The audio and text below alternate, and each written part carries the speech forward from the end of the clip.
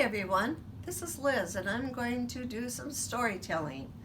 Today I have a great book called The Selfish Crocodile. It's always been one of my favorites. In a river deep in the forest there lived a large crocodile. He was a very selfish crocodile. He didn't want any other creature to drink or to bathe in the river. He thought it was his river. Every day he shouted to the creatures of the forest, "Stay away from this river. It's my river, and if you come into my river, I'll eat you up." Oh my goodness, they look scared. So there were no fish, no tadpoles, no frogs, no crabs, no crayfish in the river. They were all afraid of the selfish crocodile. The forest creatures kept away from the river too, and whenever they were thirsty, they had to go for miles out of their way to drink in other rivers and streams. Poor animals.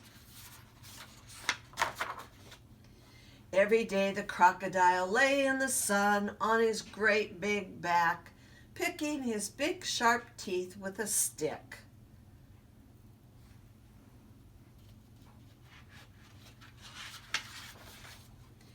Early one morning, the forest animals were wakened by a loud groaning noise. Something was in terrible pain. The creatures thought it must be an animal caught by the crocodile. Groan!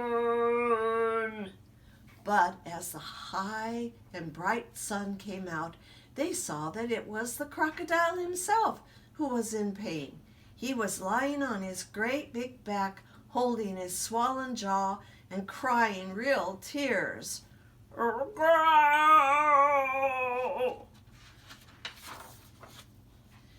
The creatures drew nearer, but not too close. Some of them felt sorry for the crocodile. "What's the matter with him?" asked a deer. "I don't know," said the squirrel. "Maybe he's going to die," chirped the blackbird. "If that's happening, it will be safe to go into the water again," grunted the wild pig.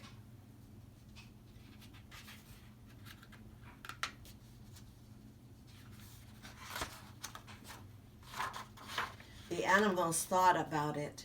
They hung from the branches, they peeked through the grass, they buzzed in the air, they shook their heads as they watched the great big crocodile, but no one tried to help. Ooh, he's still in a lot of pain.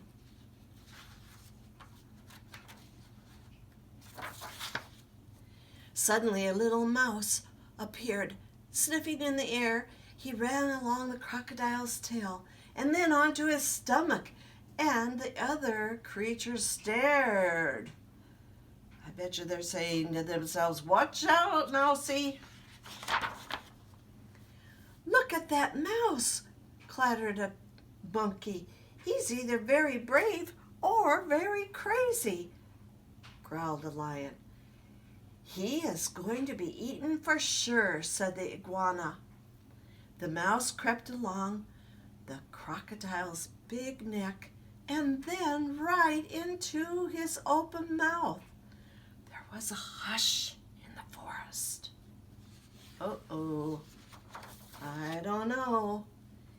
The mouse took hold of something and he pulled and he pulled and pulled.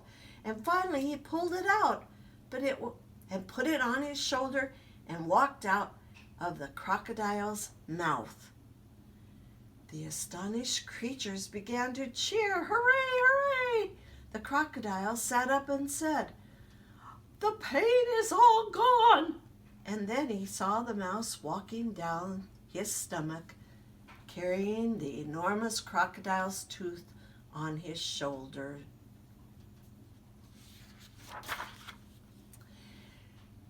"Your bad tooth is giving you a headache and a toothache," said the mouse, turning around to force the now smiling crocodile. "Do you want it back?" "Oh, no, no, no. Get rid of it. Get rid of it. And when you're finished, come back. I have a present for you."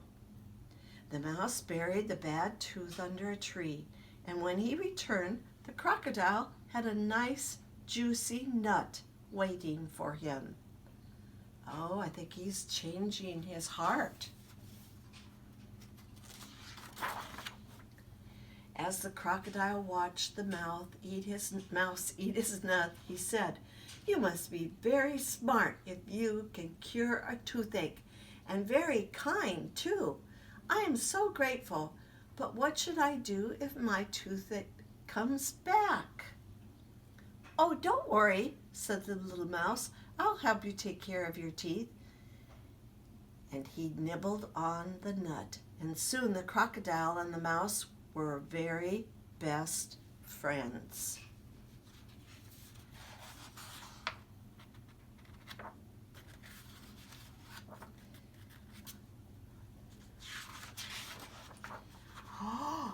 Not long after that, the crocodile sent all of the animals an invitation, and he said, "Please come to drink and bathe in the river. I won't hurt you. The river belongs to all of us," he said. The creatures weren't afraid to drink and to bathe in the river anymore. Although the crocodile was sometimes a little grumpy, they grew to love him. And soon the river was once again full of fish and tadpoles and frogs and crabs and crayfish. And look at everybody else. Monkeys, even a pig, hippo, turtle, they're all happy to be back in the water and have a new friend. The end. Have a great day, boys and girls.